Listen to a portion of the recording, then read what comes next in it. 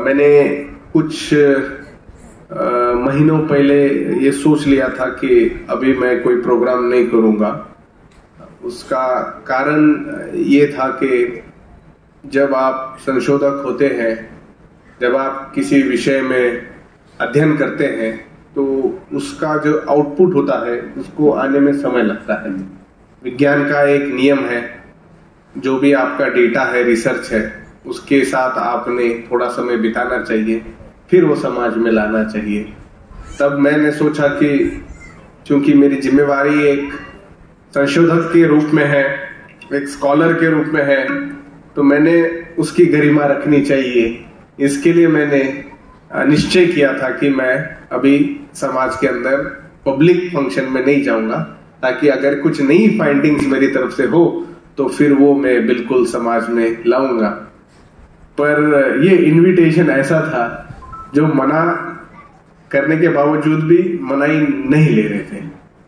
उन्होंने काफी इसको अपने दृढ़ता से फॉलो अप दिया और हमारे भाई नितिन को बोलते रहे, और मैंने बोला कि यार मैंने तो बोल दिया है कि अभी नहीं करूंगा, अभी मुझे लिखना है, मेरी अगली किताब पे काम बाकी है और बाकी बहुत लिखने का, पढ़ने का काम होता है। और एक लेखक को चिंतन करने के लिए समय की जरूरत होती है, समय के साथ साथ अकेलापन भी जरूरी होता है, ताकि जो तत्वज्ञान होता है, तत्वज्ञान कभी कभी उस अकेले जो समय आप बिताते हो खुद के साथ, तब आपको थोड़ा सा एक रिफ्लेक्टिव मेथोडोलॉजी तैयार होती है। आप उसको, जो आपके विचार है, आप उसको बोलते हो, सोचते हो, और कभी कभी वो तैयार होके इमीडिएटली पब्लिक में आते हो तो उसकी कैजुअलिटी भी हो सकती है। अगर मेडिकल फील्ड की अगर उदाहरण लिया जाए, तो अगर उस पे मल्टीपल ट्रायल्स जब तक प्रूव नहीं होते, उसकी कंसिस्टेंसी जब तक एस्टेब्लिश नहीं होती है, उसके प्रोटोकॉल्स जब तक सैंक्शन नहीं होते, तब तक वो लाया नहीं जाता है। उसी तरह नए ज्ञान का भी होता है, उसको भी उसी तरह का एक डिसिप्लिन लगता है। पर फिर ये राजश्री छत्रपति शाहू महाराज का ये एक प्रोग्राम था, और मुझे लगा कि मेरे राजा को मैंने अपनी कृतज्ञता व्यक्त करने के लिए मुझे आना चाहिए। और चूंकि मेरा जो चयन हुआ है वह शिवाजी फुले शाहू अंबेडकर ये आंदोलन से तैयार हुआ है, तो मैं इन्हीं आंदोलन का प्रोडक्ट हूं, तो ये मेरी जिम्मेदारी भी है कि इस आंदोलन के कारवां को आगे बढ़ाने वालों का मनोबल बढ़ाया जाए। मैं काफी महीनों से सफर में हूं, वैसे कल भी था, और मैं आंध्र प्रदेश में पिछले 7 दिन मैं घूम रहा था, और मैं वहां की जो सातवाहन संस्कृति है, क्योंकि जब मैं महाराष्ट्र के कुछ किलों की तरफ, केव्स की तरफ अपना ध्यान दिया, गुफाएं, तब मुझे वहां सातवाहनों का जो इन्फ्लुएंस था वो दिखा। तो मेरे मन में एक सवाल उठा कि ये सातवाहन तो आंध्र प्रदेश के एरिया में है, यहाँ क्या कर रहे हैं? तो फिर समझ में आया कि इनका जो बौद्ध संस्कृति से जो निजी नाता था वो काफी पर्सनल था, और उसी के लिए फिर मैं अपनी एक्सप्लोरेशन के लिए वो ट्रिप पर गया। नागार्जुन कोंडा गया, उसके बाद अमरावती गया, एक जमाने का बुद्धिस्ट ट्रेड सेंटर और स्पिरिचुअल सेंटर था। फिर बाद में हैदराबाद में काफी मीटिंगें हुई, कल 12:30 तक हुई। और ऐसा होता है लेखकों का, कभी कभी विचार आ जाता है तो लगता है कि वो लिखना चाहिए, तो वो लिखने में 1:30 बज गए मुझे सोने में, और सुबह 4 बजे उठ के फ्लाइट के लिए आना पड़ा। अब ऐसा हुआ फ्लाइट के लिए कि मेरी फ्लाइट तो मैं टाइम पर पहुंचा और फ्लाइट भी अपने टाइम से निकली, और जैसे उड़ने वाली थी पायलट ने बोला कि फ्लाइट में कुछ प्रॉब्लम है, हम उड़ नहीं सकते। अब मेरे दिल में ये आया कि इन्होंने इतने मेहनत से ये प्रोग्राम ऑर्गेनाइज किया है, अगर कुछ हो जाता है तो नेक्स्ट फ्लाइट के लिए मैं इस ऑप्शन को एक्सप्लोर करने लगा। पर ये बात अच्छी हुई कि उन्होंने फिक्स किया, पर मैं गहरी नींद में था क्योंकि नींद पूरी नहीं हुई थी। तो फिर मैंने के साथ साथ मैं छत्रपति शाहू महाराज के कुछ भाषण पढ़ रहा था, क्योंकि उनके जो ओरिजिनल उन्होंने दिए हुए भाषण है उसका एक अच्छा संपादन डॉक्टर भोसले ने किया है और उसको बहुत अच्छी प्रस्तावना कोलते ने दी है। मैं ये आपको इसके लिए बता रहा हूं ताकि आंदोलन की जो मर्यादा है वो मर्यादा जिम्मेदारी से शुरू होती है, और जिम्मेदारी हर कोई व्यक्ति ले नहीं सकता, उसमें मैं भी हूं, जिम्मेदारी मैं भी ले नहीं सकता। पर अपने समय के साथ जितना समय मिल सका उसके साथ काम करना जरूरी है। चंद्रपुर ये इलाके में 3 प्रमुख परंपराओं का वास्तव रह चुका है। पहली बौद्ध परंपरा, जो भद्रावती इलाका है, जो वहां की नदियां हैं, वहां पर जो विजयासन जो गुफाएं हैं उसको भी बनाने वाले सातवाहन ही थे। यानी सातवाहन का जो स्कोप है वो मुझे चंद्रपुर भी ले आया।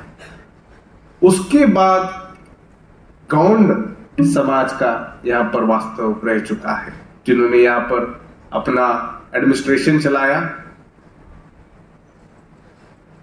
उनके बाद 1751 में मराठा का राज्य आया। चूंकि वो राज्य चला 19वीं शताब्दी तक, उसके बाद में उनकी कोई औलाद नहीं थी चलाने के लिए, फिर वो ब्रिटिशों के पास चले गए। तो एक विरासत है, एक बहुत बड़ी संस्कृति है, और यहाँ जितने भी बैठे हुए लोग हैं आसपास के, आपका भी कल्चरल डीएनए वही है जो सातवाहन यहाँ पर उस गुफाएं में देखे गए हैं। इसके लिए आप लोगों का एक यूनिफाइंग फैक्टर वो धम्म है, जिन्होंने आपको इकट्ठा किया। पर ब्राह्मणों ने आपको धम्म के दूर ले जाने के लिए आपको जातियों में बांट दिया। इसके वजह से हमारे अपना अस्तित्व क्या है और हमारा इतिहास क्या है, इसके बारे में बहुत कम जानकारी हमारे समाज में है। पर जैसा हमारे साथी बता रहे थे, अनेक आंदोलन हो रहे पिछले 1970 के दशक से। महाराष्ट्र को तो उसका एक इतिहास है, उसके बारे में हम अभी जाएंगे।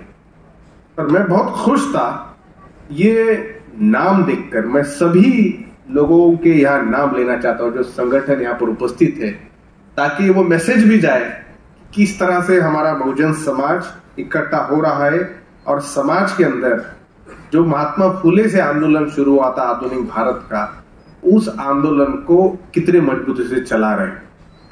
तो यहाँ पर जिन्होंने ये प्रोग्राम का आयोजन किया, उनके भूमिपुत्र ब्रिगेड के साथ साथ ओबीसी जनगणना समन्वय समिति है, बहुजन मेडिकल एसोसिएशन है।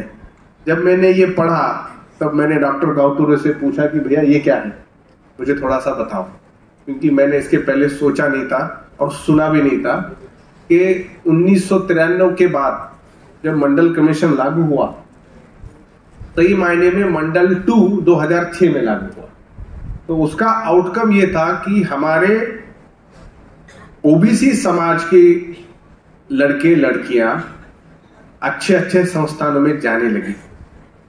पर वो जब जाने लगी, उनकी केडराइजिंग नहीं हुई, उनका जो मेंटल मेकअप तैयार नहीं हुआ, तो कभी ना कभी उनकी जो रिसोर्स थी, जो इतना बड़ा आंदोलन चलाया था, शाहू महाराज का आंदोलन चलाया था, वो आंदोलन का कहीं ना कहीं विसफलता दिख रही थी। पर जब उन्होंने बताया कि इसके अंदर SC ST OBC समाज के डॉक्टर हैं, तो मुझे काफी खुशी हुई कि हमारे पुरखों का आंदोलन अभी मजबूती से चल रहा है। इसके साथ ही अखिल भारतीय माड़ी महासंघ, क्रांति ज्योति सावित्रीबाई फुले महिला मंडल, धनोजय कुंभी समाज मंडल, Satyashodhak Samaj, doctor Baba Saheb Ambedkar lawyers association, self respect movement, labour Maharashtra Beldar Samaj महासंघ, भीम आर्मी, मुस्लिम हक संघर्ष समिति, गुरुद्वारा प्रबंधन समिति, गोंडवाना गोटुल संस्था, समता सैनिक दल, भारतीय बौद्ध महासभा, social education movement, Maharashtra Beldar Samaj महासंघ, विमुक्त जाति व भटक्या जमाती समाज संगठना और भूमिपुत्र ब्रिगेड कामगार सेना, इनके लिए आप सब ने दिल खोल के तालियां बजाकर इनका स्वागत करना चाहिए। आज के कार्यक्रम के उद्घाटक डॉक्टर साहब जो दिल के रोग के तज्ञ हैं, डॉक्टर विनोद नगराळे, अध्यक्षता डॉक्टर अभिलाषा गावतुरे जी, डॉक्टर राजेंद्र गावतुरे जी, आज के हमारे मार्गदर्शक, हमारे वामसेवक संगठन से जुड़े हुए हमारे साथी माननीय बाला साहब मिसाल पाटिल और मंच पर बैठे हुए सभी सम्माननीय गण।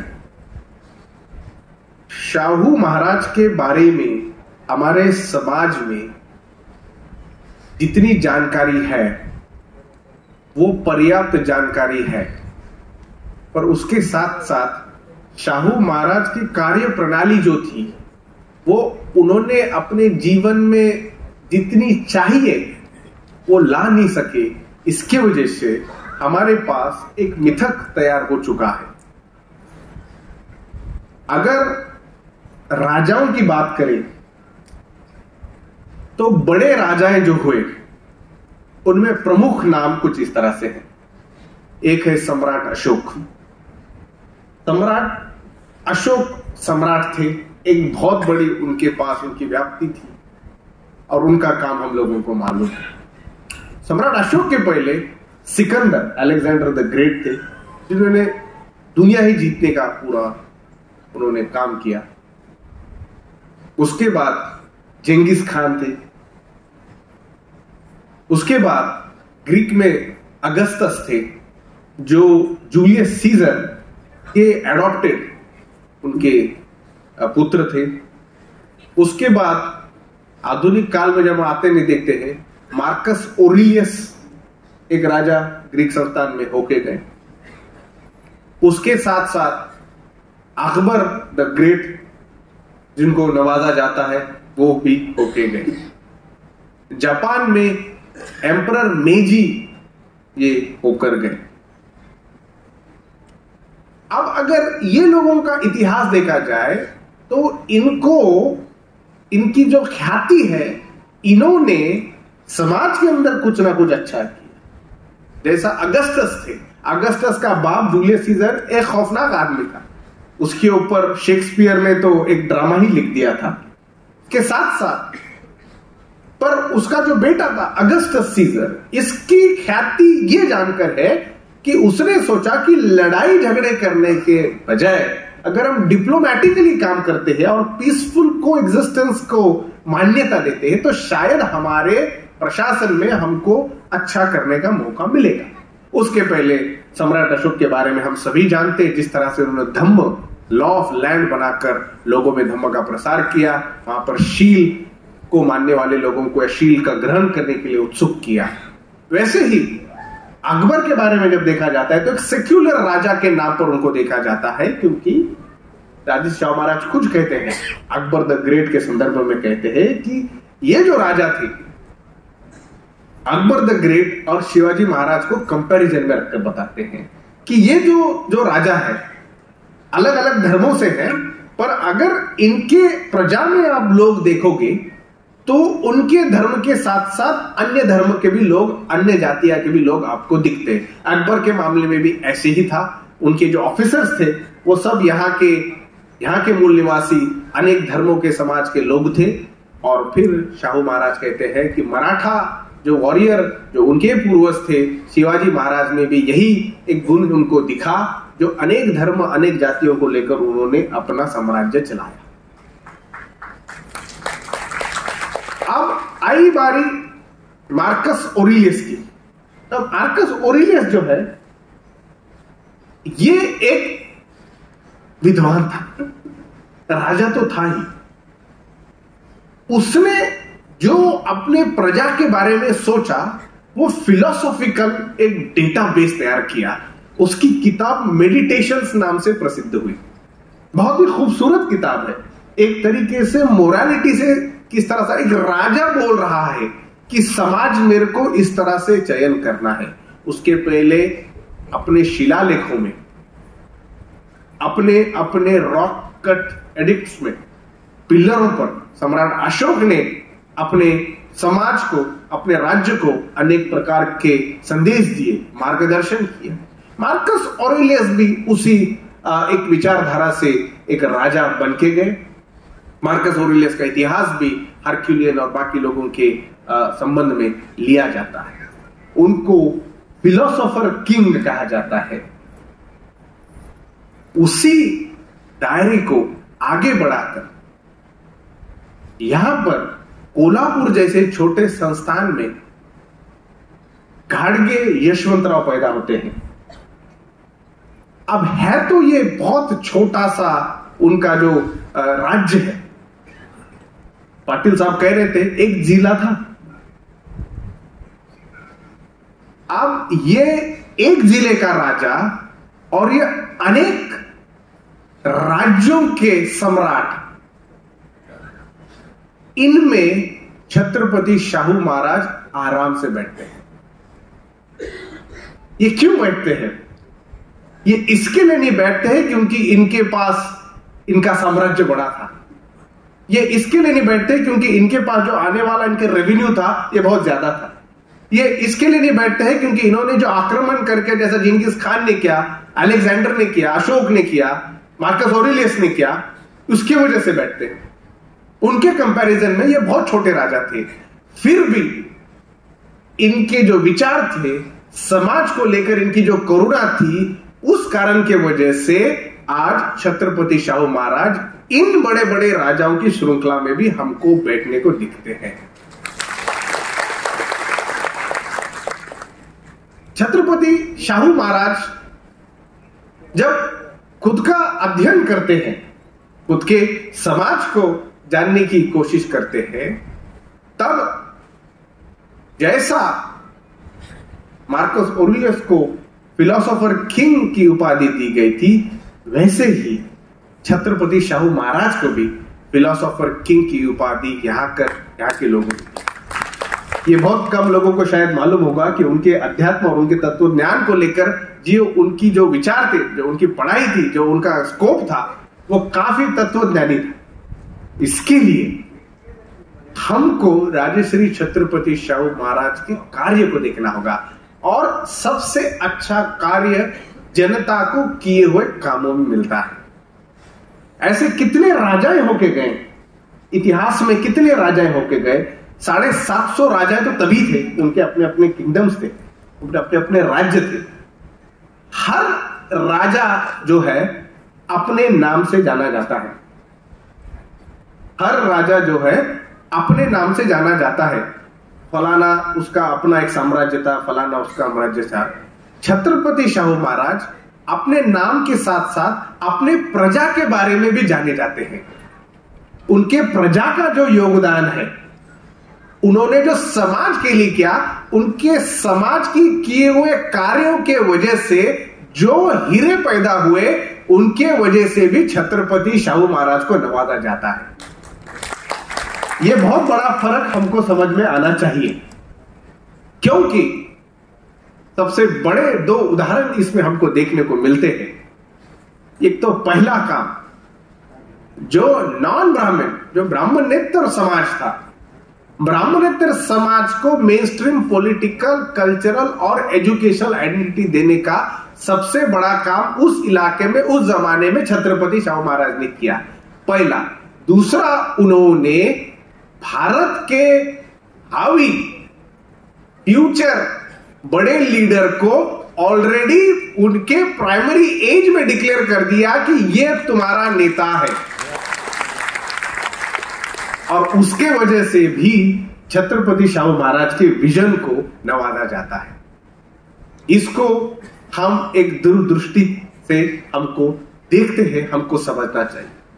अब छत्रपति शाहू महाराज के बारे में जब हम सोचते हैं तो आज का जो राष्ट्रवाद है, वो राष्ट्रवाद शाहू महाराज को अगर हम उस हिसाब से देखेंगे तो आज भी वो, अगर ये सरकार होती तो शाहू महाराज को भी जेल में डाल देती।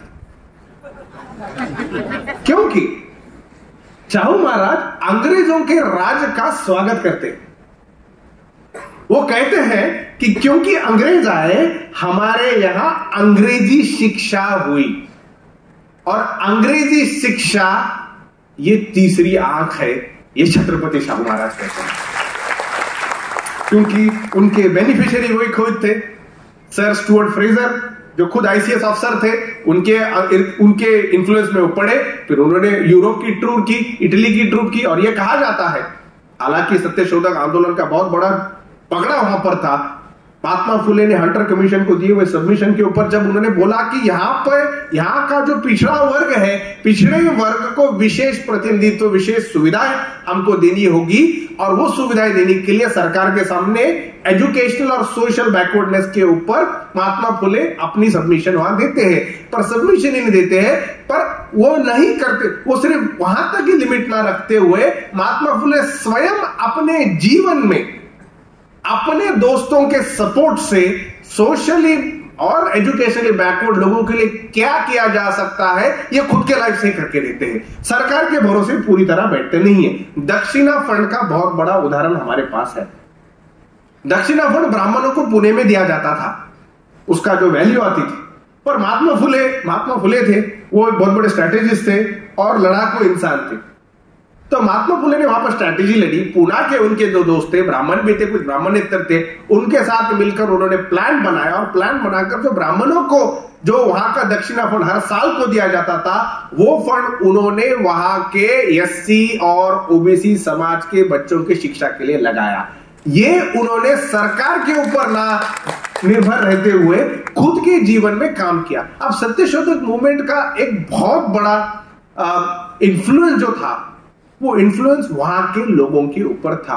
उसी का एक अनुभव वहां का एक सूबेदार जो महार जाति का था, वो वहां पर काम करने के लिए था। पर जब महात्मा फुले भाषण दे रहे या सत्यशोधक की मीटिंग हो रही है, उस मीटिंग में बैठने वाले सूबेदार रामजी अंबेडकर, और उसी के इन्फ्लुएंस में सूबेदार रामजी एक डॉक्टर अंबेडकर तैयार करते हैं। अब ये जो कारवां है, इसमें शाहू की एक बहुत बड़ी पॉलिटिकल स्ट्रैटेजी हमको समझ में आनी चाहिए। उन्होंने जब वेदोक्त प्रकरण उनके साथ हुआ, वेद से नहीं बोलेंगे, पुराणों से बोलेंगे तो शूद्र नीच जाति का है, जब ये वहां के ब्राह्मण ने बताया, और क्योंकि शाहू महाराज के ऊपर एक खुद का एक सोशल पर्सपेक्टिव था, शाहू महाराज एक हिंदू धर्म में भरोसा रखने वाले राजा थे, पर वो कट्टर हिंदू नहीं थे। उनका जो धर्म को लेकर जो उनका जो अप्रोच था, वो धर्म को कुंठित करने वाला नहीं था, बल्कि भगवान की आंखों में सब समान है, इस मामले में रखकर उनका जो सोशल सामाजिक न्याय का दृष्टिकोण था, वो उस तरह से बन रहा था। अब जब ये बन रहा था, तब वो यूरोप के ट्रिप को जाते हैं, इटली में जाते हैं और देखते हैं समाज कैसा है। जब वापस आते हैं तो बोल देते हैं, ऐलान कर देते हैं, ये इन्फ्लुएंसेस से आते हैं कि एक 1902 में प्रोक्लेमेशन निकलता है गवर्नमेंट ऑफ कोल्हापुर का, वो कर्वे सरकार को के माध्यम से वो निकलता है, और उसके अंदर 50% फिक्स्ड रिजर्वेशन बैकवर्ड क्लास के लोगों के लिए होता है। अब 1902 में यह करना, और खासकर कम उम्र के राजा ने करना, यह वहां की ब्राह्मण ऑर्थोडॉक्सी को सबसे बड़ा खौफनाक एक बहुत बड़ा धक्का था। अब वो होने के बाद छत्रपति शाहू महाराज के ऊपर आक्रमण ब्राह्मणों ने करना शुरू किया। वो अलग तरीके से करते थे, अखबारों में लिखते थे, उनके खिलाफ प्रोपेगेंडा चलाते थे, और बहुत से समय उनके राज्य में जो भी काम होने वाले उसके अंदर वो अपने तरीके से कुछ ना कुछ अड़चनियां लाते थे। उसके लिए शाहू महाराज देखते आजू बाजू और कहते हैं कि भारत की गुलामी के पीछे एजुकेशनल ब्यूरोक्रेसी का हाथ है। मतलब वो देख रहे हैं कि ये ब्राह्मण तो माइनॉरिटी वर्ग है, फिर भी भारत के इतने बड़े बड़े पदों पर है, मेरे संस्थान में खुद इतने ज्यादा पदों पर है, वो करते हुए भी फिर भी मैं राजा होने के बावजूद भी इनकी इतनी मजाल कि मेरे खिलाफ ये काम करे। उसका थीसिस उन्होंने रिलीजियस ब्यूरोक्रेसी, ब्राह्मणों की जो होने वाली जो उनका वर्चस्व है उसको रिलीजियस ब्यूरोक्रेसी नाम के एक स्पीच में उन्होंने पूरा क्लियर करके बताया कि किस तरह से ब्राह्मणों का इसके ऊपर कब्जा है। अब यहां पर वो बताते हैं कि यहां का जो वर्ग है, यहां का जो जुल्म करने वाला वर्ग है वो भी राज्य करने वाला वर्ग है। तो राज्य करने वाला और जुल्म करने वालों में फर्क नहीं है, वो एक ही है, समान है। अब अगर वो समान है, अगर वो एक ही लोग हैं, तो फिर उनकी जिम्मेवारी क्या बनती है यहां के लोगों को मुक्ति दिलाने में? तो वो कहने लगे, वो साइड वाले कहने लगे कि हमको अंग्रेजों से मुक्ति चाहिए। ये सबसे बड़ा हमारे ऊपर हो रहा अत्याचार है।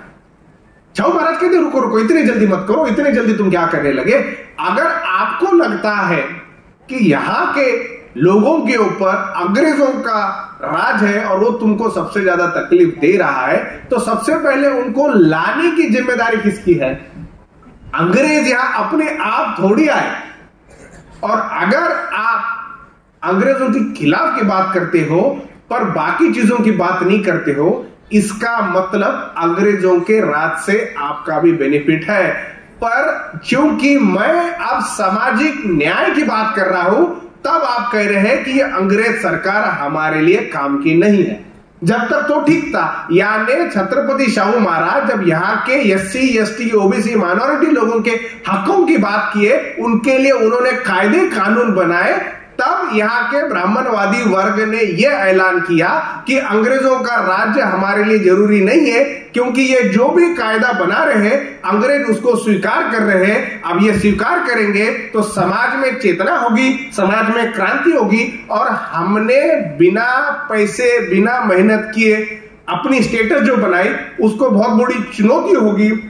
हमारी संतानें मेहनत करने वाली नहीं है, हमारी संतानें फुकड़ खाकर दूसरे लोगों का जुर्म करके उनके किए हुए हनन का पैसा करने वाली हमारी संतानें हैं। इनका क्या होगा? तब हमको समझ में आएगा कि अंग्रेजों के खिलाफ का जो विरुद्ध था, जो उनका विरोध था, वो अंग्रेजों के खिलाफ टेक्निकली नहीं था, वो शाहू महाराज और बाकी जो ट्रावनकोर में और वड़ियार जो कर रहे थे, वो जो समाज में क्रांति ला रहे थे उसके खिलाफ था। और वो चाहते थे कि अंग्रेज इसको रोके, अंग्रेज रोकने के लिए तैयार नहीं थे। फिर उन्होंने कहा अंग्रेज क्यूट इंडिया। तो भारत की राजनीति भी हमको सामाजिक क्रांति के दृष्टिकोण से समझनी होगी।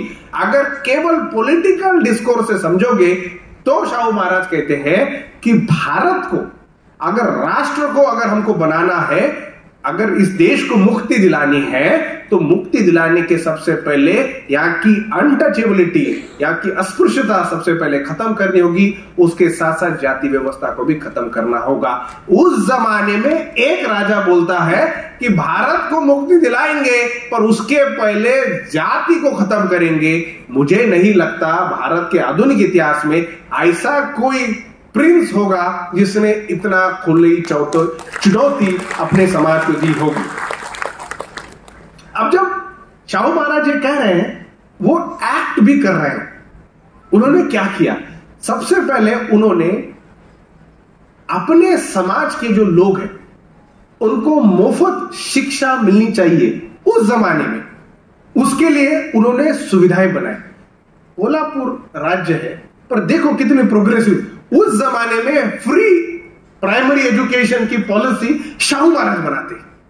उसी का फायदा ऐसा होता है कि एक मराठा समाज का भास्कर राव विठोजी राव जाधव, जो मराठा समाज का बीए पास होकर पहला नंबर लेके आया, शाहू महाराज इतने खुश होते हैं कि मेरे समाज के मैंने किए हुए काम का कितना गुड आउटपुट है कि मेरे समाज का लड़का आज यूनिवर्सिटी में फर्स्ट आया है। हाथी पर चढ़कर शक्कर बांटते हैं। और यही बात जब उन्होंने आरक्षण लागू किया और शिक्षा शक्ति की मुफ्त की, तब फिर यहां का भोजन वर्ग है उस स्कूलों की तरफ जाने लगा। पर बहुतों के पास जाने के लिए साधन संपत्ति नहीं थी। अगर स्कूल भी जाते तो रहते कहां पर? तो उसके लिए शाहू महाराज का विजन देखो। जिस तरह से उस जमाने में ये एक विक्टोरियन मॉडल था, हॉस्टल बनाते थे, शाहू महाराज ने भी उसकी नींव रखी। कहा कि स्कूल में भेजूंगा, पर इनका उपाय क्या? उनके लिए मैं हॉस्टल भी बनाऊंगा, और हॉस्टल ऐसे बनाए जहां पर वहां पर भी उन्होंने प्रेफरेंस यहाँ के सोशली और इकोनॉमिकली बैकवर्ड समाज को दिया।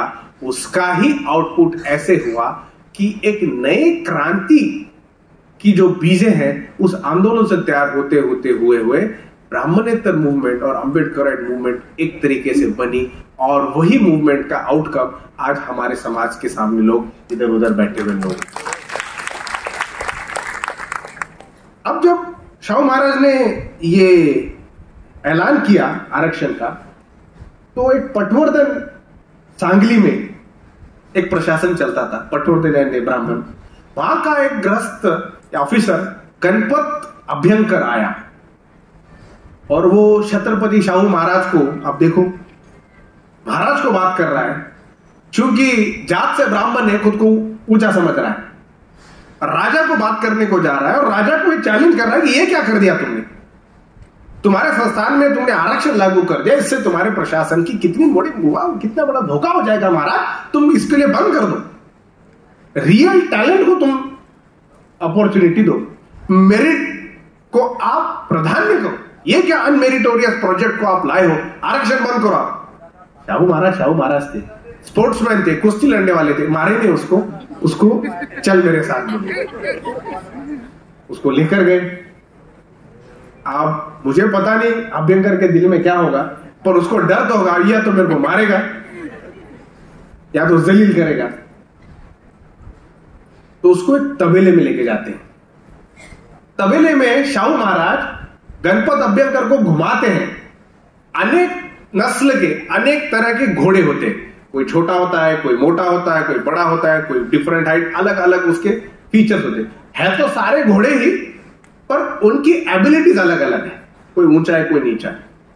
अब शाहू महाराज अभ्यंकर को बोलते हैं इधर बैठ, और तबेले वाले को बोलते हैं कि एक काम करो, यहां पर चने रखो और सारे घोड़ों को एक साथ खोल दो। सारे घोड़ों को एक साथ खोलते हैं तो सारे घोड़े आ जाते हैं खाने के लिए। अब जब वहां खुला खाना है तो सबसे पहले वहां कौन जाएगा? जो मजबूत है, जो ताकतवर है, और जो कमजोर है उसको ढकेल देगा। जो तेज है वो आ जाएगा, जो छोटा है, जो कमजोर है, उसको तो खाने का मौका नहीं मिला। तो अगर मेरिट की बात कर रहा अभ्यंकर, तो ये किस तरह का मेरिट है? मैंने तो यहां खुला कंपटीशन रखा, घोड़ों को बोला आके खा के जा, घोड़े भी आए, पर तू ही देख रहा है कौन से घोड़े खा रहे, जो पहले से मोटे मस्त मवाल है। ऐसे ही तुम्हारे समाज के मस्त मवाल लोग इस जितने भी जो सुविधाएं उपलब्ध कराई उसके ऊपर तुमने अपनी ऐशो आराम की जिंदगी बिताए, और मेरे कमजोर वर्ग के लोगों को मौका नहीं मिला। इसके लिए मैंने बहुत निष्ठा से और बड़ी ताकत से 1902 में आरक्षण लागू किया। वही 1902 का आरक्षण हमारे भारत का गौरवशाली इतिहास है। जब रीडिस्ट्रीब्यूशन की बात आती थी, जब किसानों की बात आती थी, दुनिया भर में इतनी प्रोग्रेसिव पॉलिसी एक छोटे राज्य में करना, मुझे लगता है छत्रपति शाहू महाराज उन चंद लोगों में से शायद ही होंगे जिन्होंने इतनी निडरता से अपने समाज में काम किया। अब वो राजा है, उनको डर नहीं होगा क्या कि मेरे राज्य को ये क्या कर लेंगे, क्योंकि इनकी रिलीजियस ब्यूरोक्रेसी है, ये अंग्रेजों के साथ भी घुल मिल रहे। पर राजश्री शाहू महाराज ये बड़े निडर थे। राजश्री शाहू महाराज कहे मुझे इनकी चिंता नहीं, मुझे इनके सामाजिक एट्रोसिटीज की चिंता नहीं, यानी बॉयकॉट करेंगे जो मुझे चिंता नहीं, मैं करके दिखाऊंगा। और वो भाषणों में बार बार ये चीजें बताते थे, और जो भाषणों में वो बताया उन्होंने, हम देखते हैं उनके एविडेंस में, उन्होंने वो करके दिखाया। 1917 में शाहू महाराज काफी बिजी है, काफी तरह घूम रहे हैं। तो 1917 में जब उन्होंने देखा कि जाति व्यवस्था की जो नींव है, 1916 में Baba Saheb Ambedkar already caste in India नाम का जो प्रबंध प्रस्तुत करते हैं कोलंबिया में, उसमें वो बताते हैं कि जाति की जो प्राइमरी विक्टिम है वो महिला है। महिलाओं के उत्पीड़न से जाति का निर्माण होता है, और जातियां उसी तरह से समाज में बैलेंस करती है। अब अगर समाज के अंदर इस तरह का इंबैलेंस तैयार होता है तो जाति व्यवस्था को खत्म करना होगा। 1917 में जब वो इस परिस्थिति को देखते हैं तो शाहू महाराज, जो उस जमाने में विधवा औरतें थी, विधवा औरतों के साथ बहुत ही बेकार, अभी भी हमारे समाज में होता है, और उस जमाने में विधवा औरतें जो थी, विधवा औरतों के खिलाफ बहुत ही गंदा व्यवहार किया जाता था। फूले ने उसके खिलाफ आंदोलन किया, अपने घर में उसका काम किया, उसी का अपने राज्य में कानून बनाकर विधवाओं की शादी फिर होनी चाहिए, इसके लिए उन्होंने उसके लिए प्रावधान किया। वही नहीं किया, बल्कि जब बच्चियों की या बच्चों की शादियां होती थी कम उम्र में, उसका ना होना चाहिए, एक विशेष वर्ग में, एक विशेष उम्र में वो आकर उन्होंने शादी करनी चाहिए, इसके ऊपर भी उन्होंने 1917 में काम किया। अब ये काम आदमी कर रहा है, हमारे उत्तर भारत के कुर्मी समाज के लोग देखते हैं। हमारे समाज का राजा इतना बड़ा काम कर रहा है, और कुर्मी समाज में ऐसा देखा जाए तो उनका भी बहुत बड़ा राज्य रह चुका है। तो कुर्मी समाज के लोगों ने, वहां के अखिल भारतीय कुर्मी की जो संगठन थी, 1919 में कानपुर में बुलाकर उनका सम्मान करते हैं, और उनको ऑफिशियल टाइटल दिया जाता है राजश्री। तो राजश्री उत्तर प्रदेश के कुर्मों ने दिया हुआ टाइटल है, जो हम आज फक्र से हमारे राजा को लगाकर उनका हम बड़ा उद्घोष करते हैं। अब जब 1919 में ये होता है, 1919 में साइमल्टेनियसली कुछ चीजें हो रही है। एक तो यहां पर साउथ बोरो कमीशन आता है, तो शाहू महाराज भी इस चीजों को देख रहे हैं, इस चीजों को अनुभव कर रहे हैं। अब वो देखते हैं कि एक मेरे ही मराठी समाज में एक महार का लड़का पढ़ के आया है, और बहुत अच्छा इसमें निडरता है, इसमें क्वालिटी है। वो देखते हैं, उनको परखते, और उनको हमने मानगांव की परिषद में देखा, पर अन्य परिषदों में, नागपुर में भी उन्होंने बताया कि जब उनको अध्यक्ष, ऑल इंडिया डिप्रेस क्लास का उनको अध्यक्ष बनाया गया था, तो उन्होंने बोला था कि ये मेरे लिए अच्छी बात है, पर मैं तुम्हारा अध्यक्ष नहीं बनना चाहता हूं, आपका अगर लीडर कोई है तो डॉक्टर अंबेडकर में ढूंढो। 1920 में वो स्टेटमेंट छत्रपति शाहू महाराज ने दिया था। वो स्टेटमेंट बाबा साहब अंबेडकर ने केवल आने वाले 4 सालों में प्रूव करके ऑल इंडिया के बड़े लीडर के रूप में खुद को उन्होंने एस्टैब्लिश कर दिया। अब ये राजा जो होते हैं कुछ बोलते हैं, बाकी छोड़ देते हैं। शाहू महाराज वैसे नहीं थे। शाहू महाराज ने केवल ना बोला तो उनको, जब उनकी शिक्षा बची थी, शिक्षा के लिए शाहू महाराज ने बोला आपकी लंदन में शिक्षा बची है, ये मेरी तरफ से स्कॉलरशिप ले लो, जाके पढ़ के आओ। अब पढ़ के आए, वहां पर उन्होंने अपने, बाबा साहब ने अपने अध्ययन पूरा किया, वापस आए और यहाँ पर आके उन्होंने फिर समाज का नेतृत्व किया। नेतृत्व करने के लिए उनको अखबार भी चलाना है, मुख नायक चलाना है, उनके पास रिसोर्सेज नहीं है। उस जमाने में फिर शाहू महाराज कहते हैं don't worry Ambedkar, mister Ambedkar, इस तरह से संबोधित करते थे बाबा साहब को। Mister Ambedkar don't worry, take this 2500, 2500 उस जमाने में मूक नायक को शुरू करने के लिए राजश्री शाहू महाराज ने दिए थे। ऐसे अनेक हमारे पास उपक्रम हमको देखने के लिए मिलते हैं। अब जब राष्ट्रवाद की भाषा बन रही थी, स्वराज्य की बात कर रहे थे, स्वराज की बात तिलक कर रहे थे। स्वराज की बात जब तिलक कर रहे थे तो शाहू महाराज कहते हैं स्वराज तो ठीक है, पर स्वराज के पहले भी कुछ चीजें जरूरी है।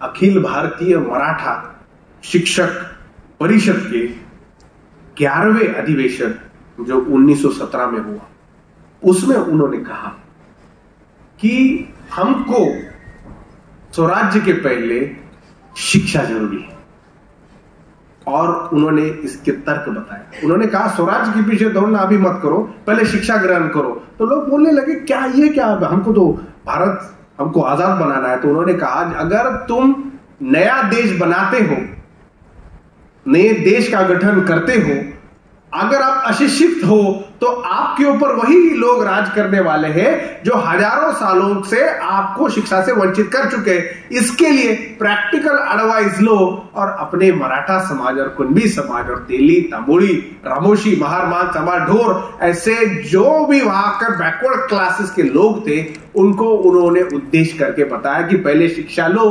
क्योंकि छत्रपति शाहू महाराज फ्यूचर इंडिया की फाउंडेशन उन्होंने रख रहे थे। वो रखने के लिए उनको दिखा कि मेरे समाज में शिक्षा होगी तो शिक्षा से उनमें एक तर्क आएगा, तर्क से विज्ञान आएगा और एक विज्ञानवादी राष्ट्र ये मेरा समाज बनाएगा। उसी का आउटकम कॉन्स्टिट्यूशन के हमको अनेक तरीके से देखने को मिलता है।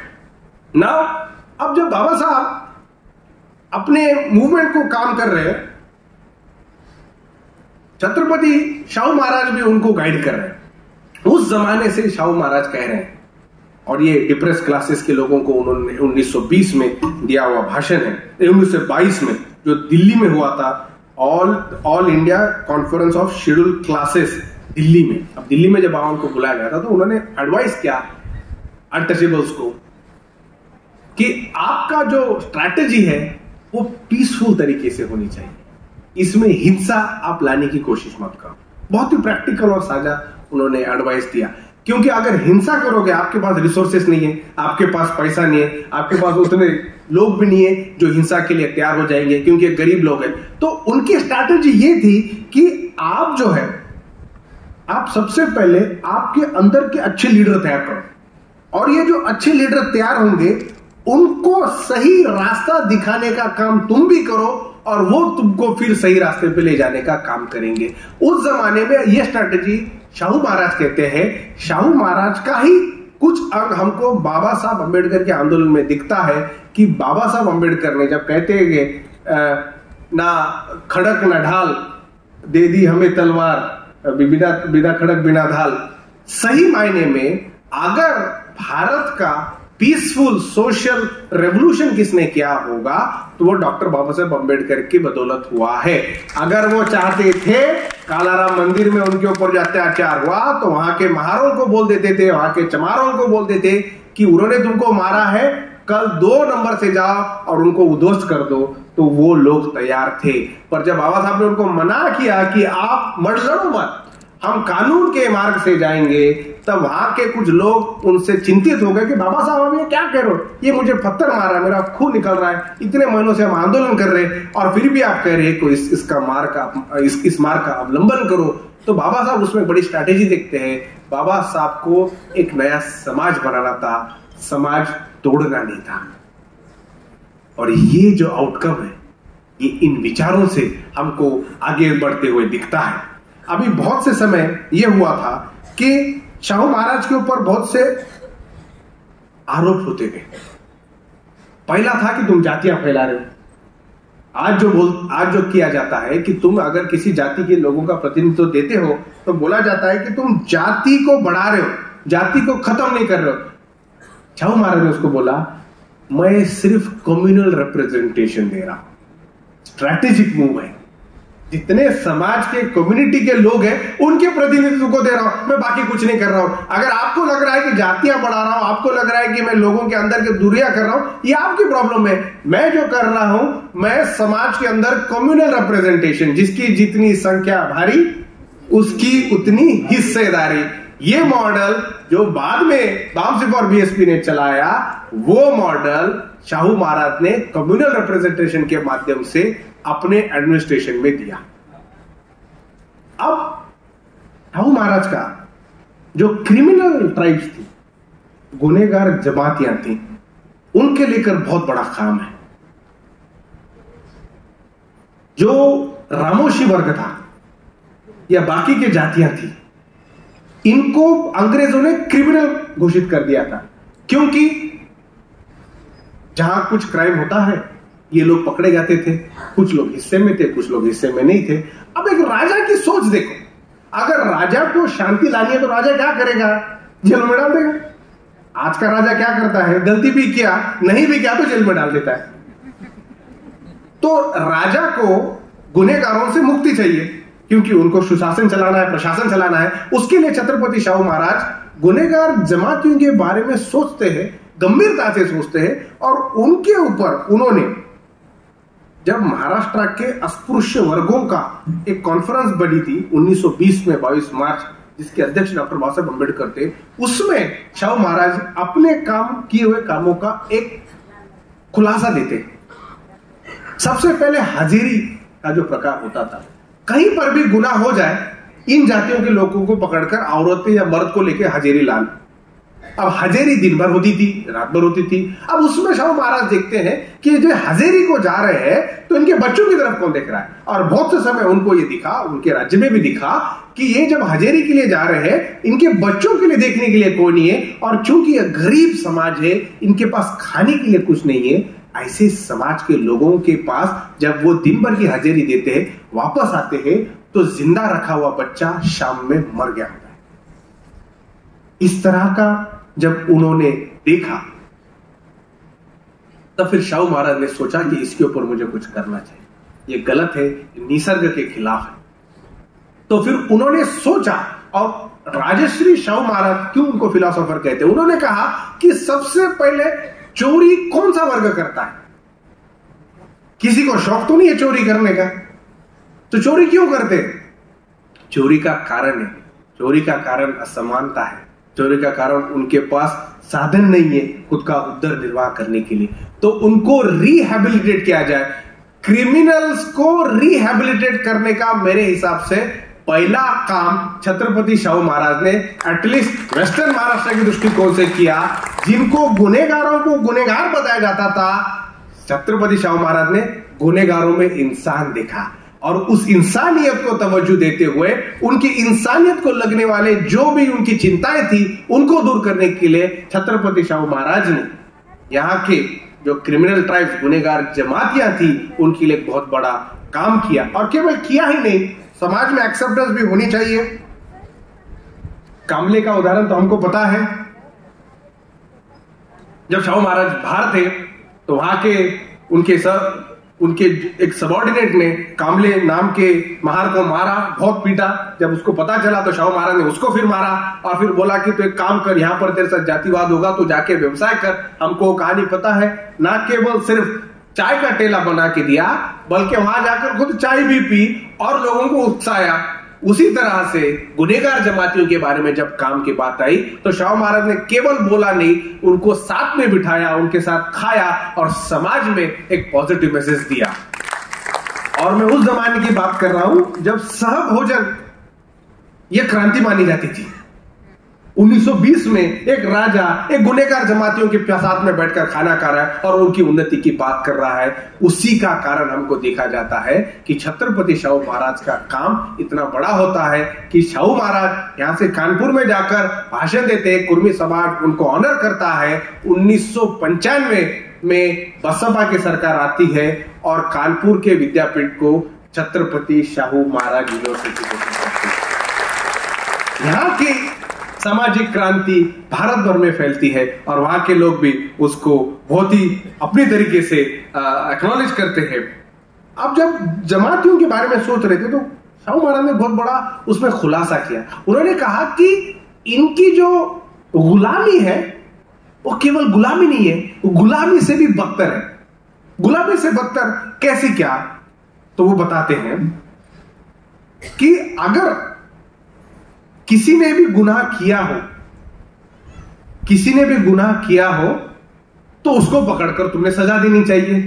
पर इसमें ऐसा होता है किसी और ने गुनाह किया हो, किसी और को सजा दी जाती है, और वो सजा इसके लिए दी जाती है क्योंकि उनको कोई और नहीं मिलता है। और चूंकि ये समाज का एक स्टीरियोटाइप बन गया था, समाज में एक्सेप्टेबिलिटी बढ़ गई थी, आज भी ऐसे बहुत से क्रिमिनल ट्राइब के जो लोग जो डीनोटिफाइड हो चुके हैं, उनके समाज के ऊपर आज भी उसी तरह का भारत के पुलिसों द्वारा अत्याचार किया जाता है।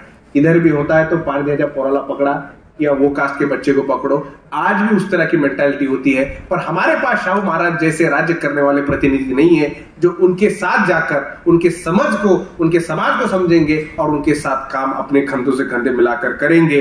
पर ये गुलामी से बेकार क्यों है? तो शाहू महाराज कहते हैं आबरू का सवाल है। तुम बार बार किसी को जलील नहीं कर सकते उसको गुनहगार बोल बोल के।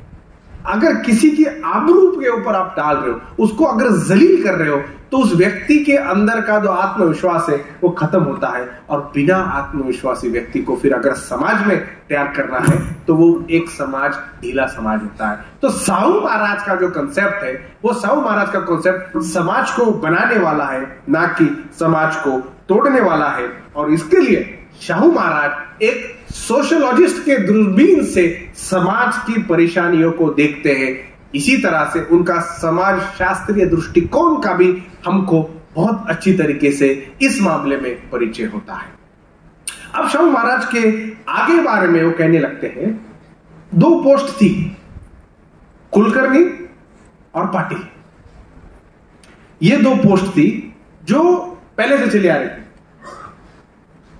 जो एडमिनिस्ट्रेटिव पोस्ट थी, पाटिल जो थे, पाटिल कोई भी जात के थे, कुंभी समाज के थे, बाकी स्टेटस फिर उसकी बनते गई, देशमुख है, बाकी जो पोजीशन बनते गए।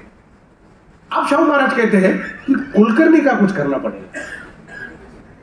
और क्योंकि कुलकर्णी जो थे अनेक गांव के मालक थे, वो जुलूम करते थे, जोर जबरदस्ती करते थे, और वतनदार के वो रिप्रेजेंटेटिव थे।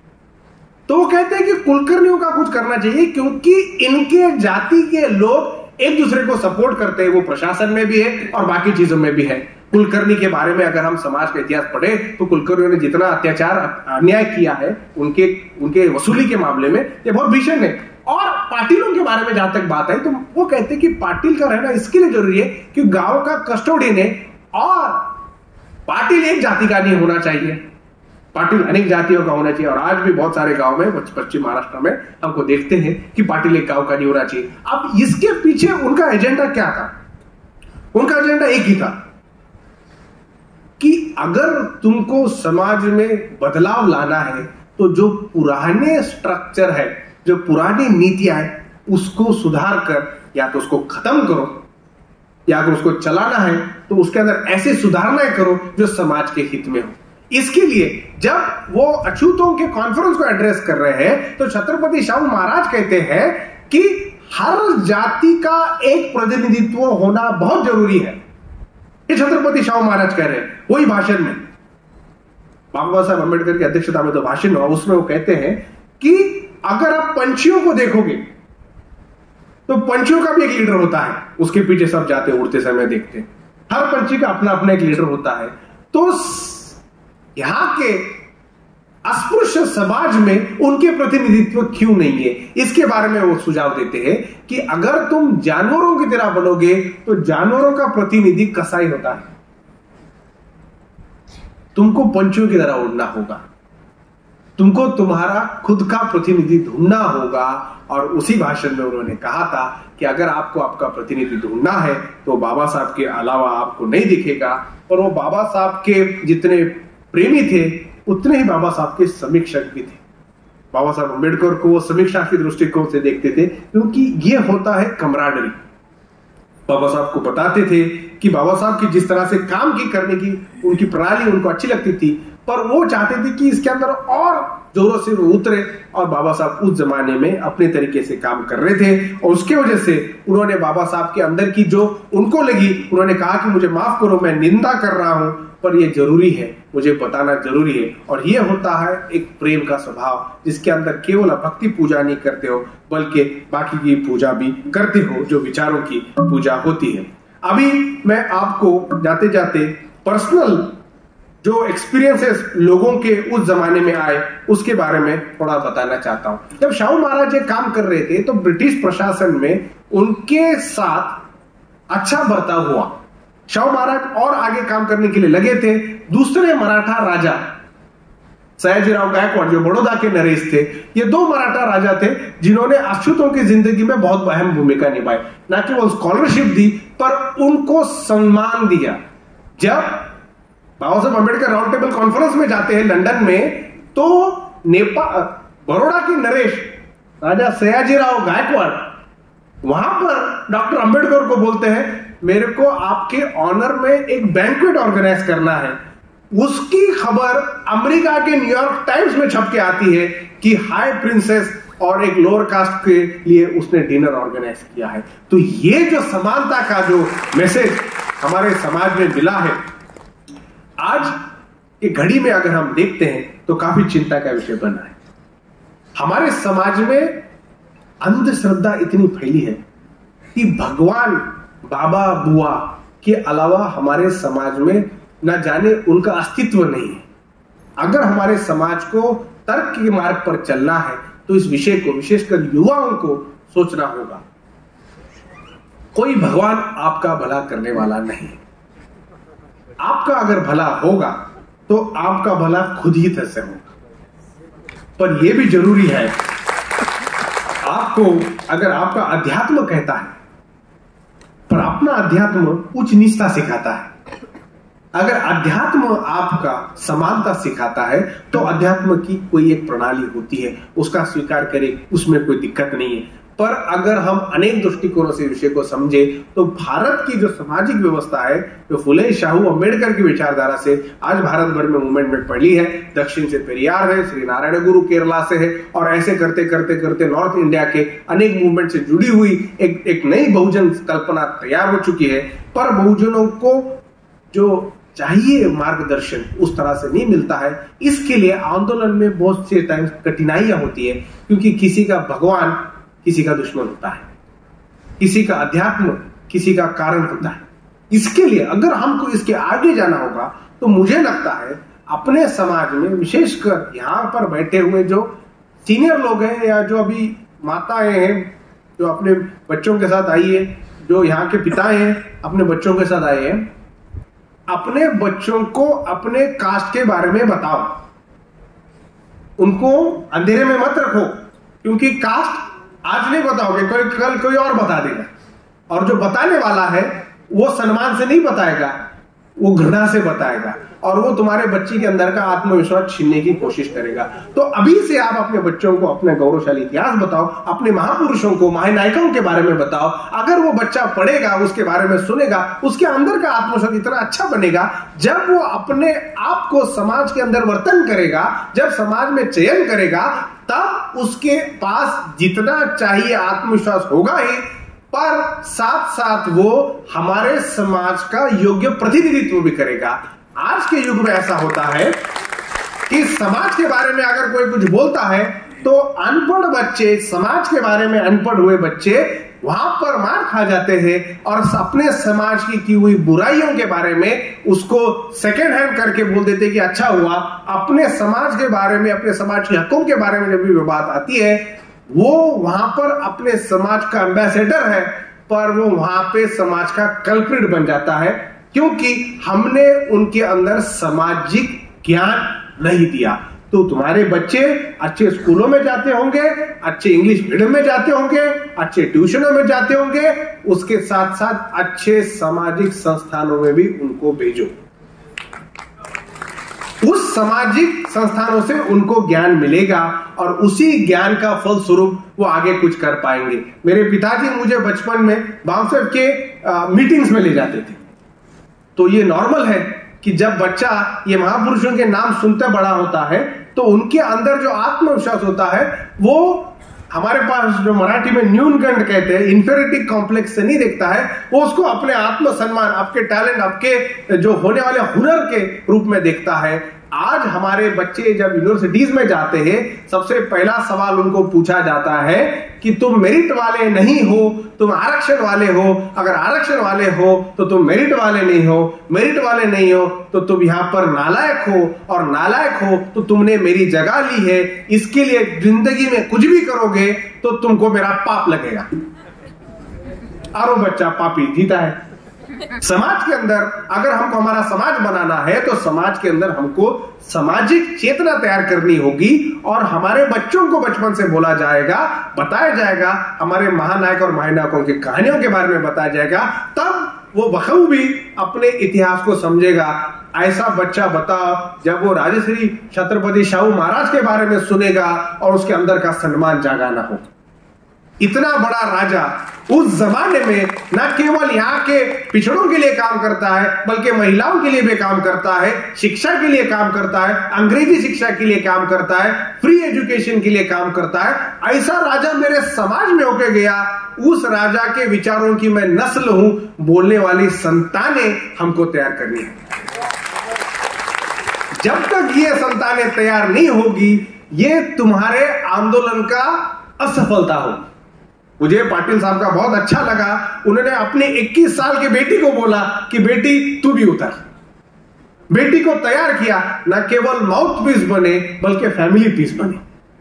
इसी तरह से आंदोलन हमारा समाज का चलता है, और उसके लिए तुमको सामाजिक जो डिस्कोर्स है, सामाजिक कॉन्शियसनेस है, सामाजिक चेतना है, उसके बारे में ज्यादा अध्ययन करना होगा। उसके लिए सामाजिक संगठनों में जाना होगा। घर बैठे बैठे ये चीजें नहीं मिलेगी। यहां पर जितने जितने सामाजिक संगठन हैं उसके साथ जुड़ो, उनके मीटिंगों में जाओ, उनके नए नए भाषण होते हैं, उनकी पुस्तिकाएं पढ़ो, उनके पैम्फलेट पढ़ो, उनके अनेक होने वाले डिस्कोर्स पढ़ो, आंदोलनों में जाओ। वहां से तैयार होते हैं इंटेलेक्चुअल, पुस्तकों से तैयार होते हैं वेदोक्त ब्राह्मण। और ये पुस्तकों से बोलने वाले कौन लोग हैं? हमारे समाज में जैसा गधों को तैयार किया जाता है, वैसा कॉलेजों में, ट्यूशनों में बच्चों को तैयार किया जाता है। ये ब्राह्मणिकल वैदिक कॉन्सेप्ट है। क्या है?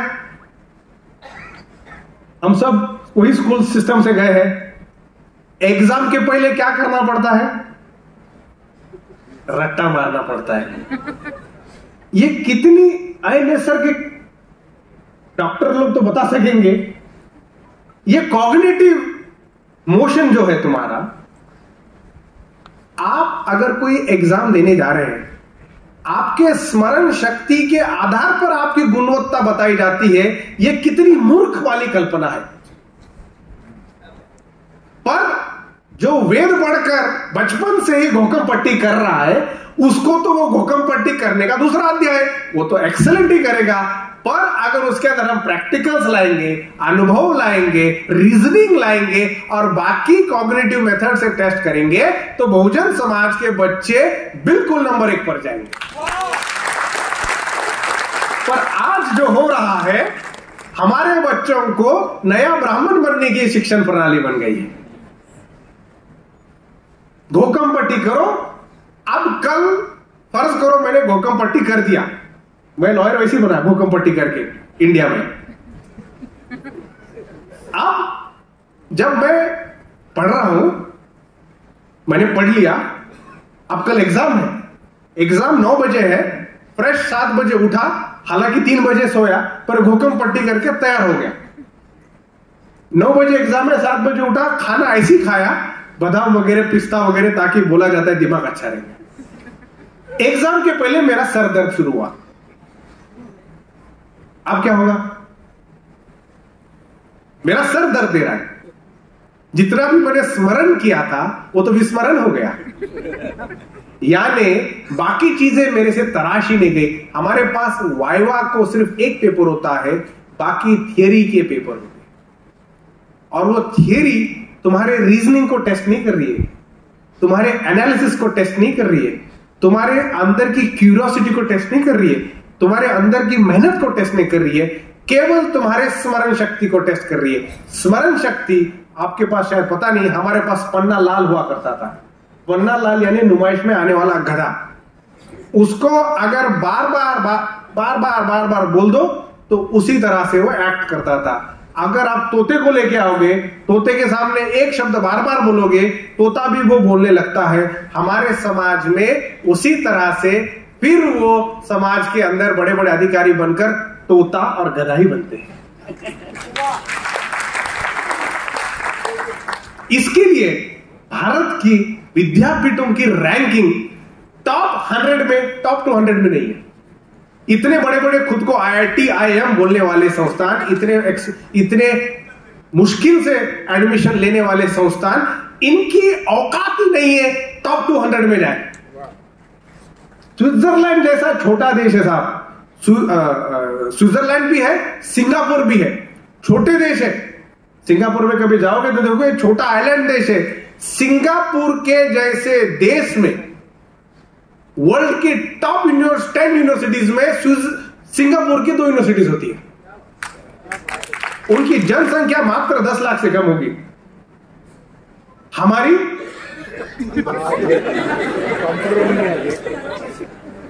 तो जब हम खुद को कहते हैं कि मुझे आगे बढ़ना है, मुझे आगे करना है, तुम्हारी शिक्षा प्रणाली तुमको वर्ल्ड क्लास लीडर बनने के लिए तैयार ही नहीं कर रही है। इसके लिए मैंने बहुजन समाज के बच्चों को तैयार किया और बोला कि फॉरेन में जाओ, फॉरेन में जो टॉप यूनिवर्सिटीज है वहां पे जाके अपना झंडा गाड़ो और वहां से बड़े बड़े वैज्ञानिक, बड़े बड़े साइंटिस्ट, बड़े बड़े थिंकर, बड़े बड़े बिजनेस पीपल बन के आओ, ताकि फिर समाज में आके उसी तरह का तुम जो तुम्हारा ऊपर जो इंफ्लुएंस है, जो तुम्हारा ज्ञान है, समाज में तुम ला सके। इसी की वजह से हमारे बहुजन समाज के बहुत लोग आज भी जाते हैं, बड़े बड़े यूनिवर्सिटीज में जाते हैं। भारत की परिस्थिति ऐसी क्यों बनी, इसके लिए जिम्मेवारी हमको उस नींव में देखनी होगी जहां पर जब बहुजन समाज के बच्चों को, बच्चियों को शिक्षा या बाकी सुविधाएं मिली, उनको किस तरह से उनके अंदर के टैलेंट को खत्म किया जाए, उसके ऊपर बार बार पहल चली। जिस समाज में प्रतिनिधित्व नहीं है वो समाज आगे बढ़ नहीं सकता। एक ही व्यक्ति अगर बोलता है कि मैं ट्रक भी चलाऊंगा, मैं एरोप्लेन भी चलाऊंगा, मैं जहाज भी चलाऊंगा और मैं कार्यक्रम भी चलाऊंगा, ये पॉसिबल नहीं है। हर एक व्यक्ति की अलग अलग गुणवत्ता होती है और गुणवत्ता का कारण डाइवर्सिटी है। समाज के अंदर अनेक लोगों के अनेक गुण होते हैं, अनेक गुण मिलकर एक अच्छा संस्थान बनता है। चंद्रयान तीसरी बार भेजा, पहले भी भेजा, जाने के पहले क्या किया, तिरुपति को लेके गए। अब अगर वैज्ञानिक ज्योतिष शास्त्र के ऊपर भरोसा करके भगवान के पास जा रहा है, चंद्रयान 2 के पहले गए, भगवान के भरोसे गए, चंद्रयान 2 का क्या हुआ, चंद्रयान 2 का भगवान हो गया, फेल हो गया। अब ये मूर्ख कह रहे हैं चंद्रयान 3 सक्सेसफुल होने जा रहा है क्योंकि वो आरक्षण नहीं है, 2 बार फेल हुआ, मतलब तुम्हारी वजह से ही हुआ। तो जब सक्सेस होता है तो हमारे वजह से, फेलियर होता है तो तुम्हारे वजह से। और इस तरह का प्रोपेगेंडा ये समाज हमारे बच्चों बच्चियों में डाल रहा है। हमको इसका बहुत जोर विरोध करना होगा। अब विरोध करने के लिए हमारे पास साधन नहीं है, और साधने भी है तो भावुक रूप से देखी जाती है। हमारे पास हमको लगा हुआ रोग जो है वो सेलिब्रिटी कल्चर और स्पोर्ट्स और सिनेमा है। हमारे पास जो लोग इंस्पिरेशन उनके कौन है, बच्चों के कौन है। मैं आज हैदराबाद से एयरपोर्ट में आ रहा था तो बेचारा लड़का धोनी और कुछ बाकी लोगों के वीडियोस देख रहा था। अब उसका वो आइडल है और वो बेचारा जा रहा है किधर, उसके युवा है। किसी के सचिन तेंदुलकर था, हमारे जमाने में सचिन तेंदुलकर था, किसी का हीरो ये वो सिस्टम है। ऐसा समाज जो ये सेकेंड क्लास थिंकर्स के सामने कैसा बन पाएगा। ये सेलिब्रिटीज जो तुम्हारे आइकॉन बनते फिर रहे, उनकी तस्वीरें हम दीवारों पे लगा रहे, उनके फिल्मों के नाम को लेकर हम जाकर फिल्में देख रहे, क्रिकेट रहा तो क्रिकेट को जाकर हम उसका अध्ययन कर रहे हैं, उसके ऊपर पैसे डाल रहे हैं। ऐसे लोगों ने समाज के भले के लिए क्या किया, ऐसे लोगों की यादी आप बनाओ। तुम्हारे हकों की बात ये सेलिब्रिटी ने कब किया। तेरे को धोनी पसंद है, ठीक है, तेरे हक के बारे में इसने कभी कुछ काम किया? तेरे विरुद्ध चलने वाले प्रवाहों को इसने मदद की है, धर्म के माध्यम से, जाति के माध्यम से, कल्चर के माध्यम से, व्यवस्था में परिवर्तन लाने वालों के खिलाफ बोलकर या चुपचाप बैठकर। अगर तेरा हीरो शाहरुख खान है या रणवीर सिंह या जो भी है, उसने तेरे आत्मसम्मान बढ़ाने के लिए क्या किया? ऐसा देखकर तुझे क्या लगा कि मुझे अभी इस तरह से बनना चाहिए? अगर तुम्हारे नायकों का भी वो रोल करते हैं तो प्रोफेशनल रोल होता है, वो चले जाते हैं, उनकी तस्वीरें हमारे घरों में रहती है और वो करोड़पति बन जाते हैं। जब तक मेरा समाज ये चीजें समझ नहीं पाएगा, तब तक वो एक जो परछाई है, जिसको पाप लगा है, उस परछाई का बहुत बड़ा नमूना बन के रहेंगे और उनके अंदर का आत्मसम्मान खत्म होता जाएगा। इसके लिए अगर आपको सच में सेलिब्रिटी बनने हैं तो हमारे नायक नायिका ये इनसे अच्छे सेलिब्रिटी मुझे कहां देखे और इनके लाइफ में सच में सेलिब्रिटी थे, सुपरस्टार लोग थे। महात्मा फुले तो देखो सुपरस्टार थे, सावित्रीबाई फुले सुपरस्टार थी, बाबा साहब सुपरस्टार थे, गाड़गे महाराज सुपरस्टार थे। गांव में जाते लोग, अरे गाड़गे महाराज आए क्या? सुपरस्टार सेलिब्रिटी थे भाई। शाहू महाराज राजा, राजा सेलिब्रिटी होता है। अन्ना भाऊ साठे, अन्ना भाऊ रशिया में गए, बड़े बड़े उनके जो लिटरेरी कॉन्ट्रीब्यूशन है, बड़े बड़े कविताएं लिखी, महाराष्ट्र के यूनिफिकेशन के ऊपर उनका बड़ा काम है। तो ऐसे मेरे स्टार्स, बिरसा मुंडा के ऊपर अभी फिल्म बनने जा रही है, ये सेलिब्रिटीज है हमारे। तुम क्यों टुचपुंजों की नकल करने लगे हो? अगर नकल ही करनी है तो तुम्हारे भविष्य के लिए जिसने काम किया उसको तुम्हारे समाज का सेलिब्रिटी बनाओ और उनके दिए हुए नक्शे कदम पर चलो, तब समाज की चेतना एक अलग स्तर पर जाएगी। नहीं तो तुम भी जो है इसी सिस्टम के विक्टिम बनोगे और विक्टिम जो होता है वो बदलाव लाने के लिए समय लेता है। जो पीड़ित है उसको पहले पीड़ा से बाहर निकलना होगा, पहले दुरुस्त होना होगा, फिर वो लड़ेगा। तुम विक्टिम बनो ही मत, पीड़ित बनो ही मत, पहले से ही सजग बनो, पहले से ही तैयार बनो। अब ये सेलिब्रिटीज भी क्या कर रहे हैं? अंडरवेयर बेच रहे टीवी पर, सिगरेट बेच रहे, दारू बेच रहे, साबुन बेच रहे। कभी कोई सेलिब्रिटी ने अच्छी नैतिकता वाली एडवर्टाइजमेंट की ऐसा देखे हो क्या? कोई भी सेलिब्रिटी ने यहां पर समाज में शांति हो, भाईचारा हो, उसके लिए एक्टिवली काम किया जिसको आप फॉलो करते हो? हर चीज आपको बेची जाती है, पानी से लेकर फोन से लेकर बालों के, इस तरह से उस तरह से। और जितने भी एडवर्टाइजिंग इंडस्ट्री है ये झूठी इंडस्ट्री है। ये आपके आंखों के ऊपर का बहुत बड़ा पर्दा है और ये पर्दा आपको अंधकार में ले जा रहा है और इसका पुरस्कार करने वाले सेलिब्रिटी है, यानी ये तुमको अंधकार में ढकेलने वाले गुनहगार हैं। उसका फायदा करके ले रहे हैं। उनके 2-2 मिनट के जाहिरात के करोड़ों करोड़ों मिलते हैं और वो अपने बच्चों को बोलते हैं मेरी एडवर्टाइज मत देख, जा अमेरिका में पड़ गया। हमारे बहुजन समाज के लोगों को जिस तरह का नशा लगा दिया है ये काफी चिंता का विषय है और मुझे लगता है मेरे समाज में इसके ऊपर जानकारी होना बहुत ही गंभीर रूप से मुझे देखना होगा। आज की जो युवा पीढ़ी है वो स्नैपचैट और इंस्टाग्राम के जनरेशन में है।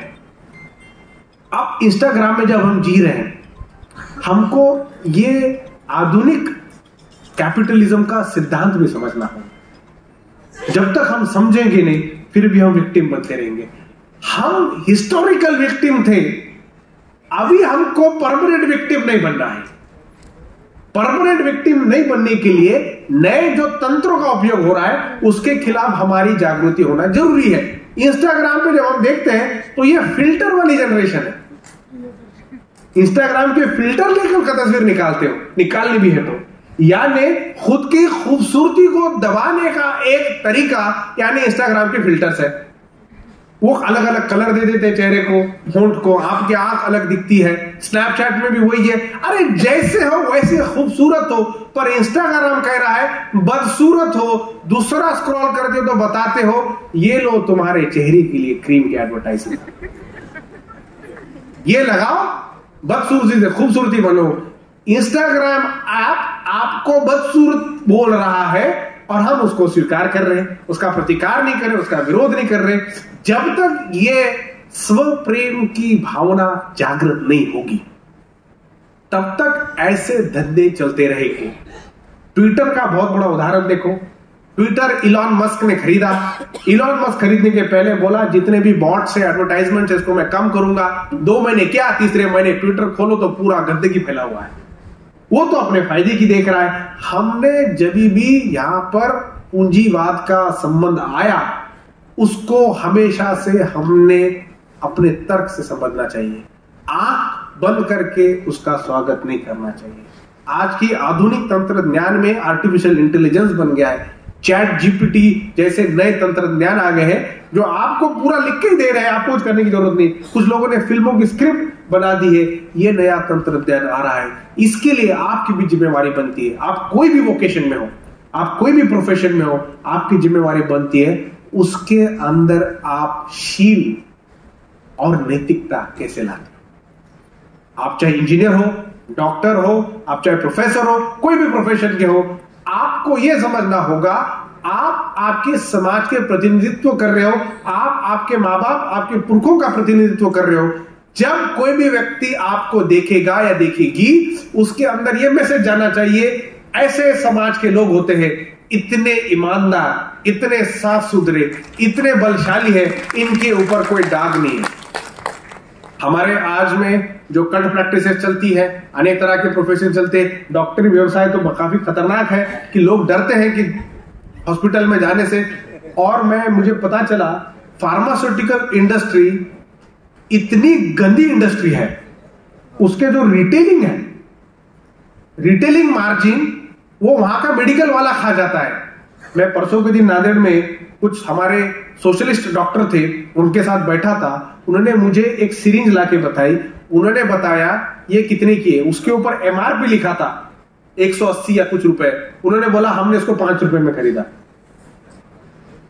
5 रुपए का सिरिंज उनको मिलता है, 180 का एमआरपी लगा के बेचते हैं। ऐसे कितने दवाइयां और गोलियों ना मिलने के कारण कितने लोगों की जान गई हो। और यह है पूंजीवाद जो तुमको बताता है कि फायदा बनाओ, मैक्सिमम रिटेल प्राइस है, सरकार ने प्राइस बनाई है, इसके हमारा कोई नियंत्रण नहीं। 5 रुपए की चीज 180 में अगर बेची जाती हो तो आप देखो जो तुमको लगने वाले दवाइयां हैं जो बहुत सीरियस इलनेस को लगती है, अगर उसका पैसा आपके पास ना हो तो आपके दादाजी, आपके पिताजी, आपके माताजी, आपके बेटी की वहां हत्या हुई है। हमारे ही परिवार में देखो पैसे ना होने के कारण कितने लोगों की जान गई है। इसके लिए मैं तो अपेक्षा करता हूं और मुझे लगता है कि बहुजन मेडिकल एसोसिएशन ऐसे कुप्रथा को बंद करने के लिए, क्योंकि शाहू महाराज के नाम से अगर हम मिल रहे हैं तो सोशल जस्टिस ही उनका विजन होना चाहिए और उसको आगे ही लेकर जब तक समाज में हम एकता नहीं लाएंगे तब तक इस मार्ग में काम नहीं होगा। मैं आपको बार बार कह रहा हूं, आज भारत की परिस्थिति में देखें, महाराष्ट्र की देखें तो कौन किसका है पता ही नहीं चला। और यह है कैरेक्टर पॉलिटिक्स का। हमको अभी भी पता नहीं है कि अजित पवार को शरद पवार ने भेजा या नहीं।